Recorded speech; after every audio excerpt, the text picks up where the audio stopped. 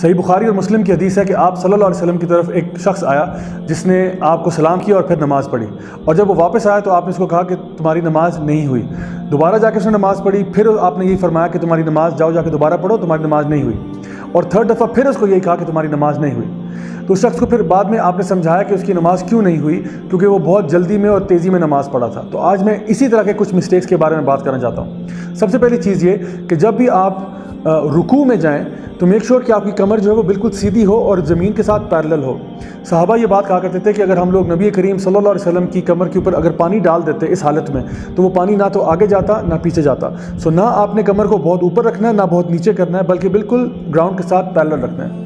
دوسری چیز یہ کہ جب آپ سجدے کی حالت میں جائیں تو اکثر میں نے دیکھا کہ کچھ لوگ اپنے پیچھے سے پاؤں کو اٹھا دیتے ہیں، تو پاؤں کو نہیں اٹھانا، ان کو زمین کے ساتھ ہی لگے رہنے دینا ہے۔ پاؤں کو جوڑ کے رکھیں اور زمین کے ساتھ لگا کے رکھیں تاکہ آپ کے ٹوز جو ہیں they are pointing towards the قبلہ اٹسیلف۔ تیسری چیز یہ کچھ لوگ نماز بہت جلدی میں پڑھتے ہیں، جلدی سے الحمدللہ، جلدی سے اگلی سورہ، جلدی سے رکوع، جلدی سے پھر کھڑے، پھر اس کے بعد سجدہ، پھر اتنی تیزی میں پڑھتے ہیں تو واقعی بھی ایسی نماز یعنی ہم بہت خراب کر دیتے ہیں اس طرح کی نماز کو۔ چوتھی چیز یہ کہ سجدے کا حق ادا کیجیے۔ جب آپ سجدے میں جائیں آرام سے واپس آئیں، اپنے سارے آرگنز کو واپس اپنی جگہ پہ آنے دیں، پھر واپس سجدے میں جائیں۔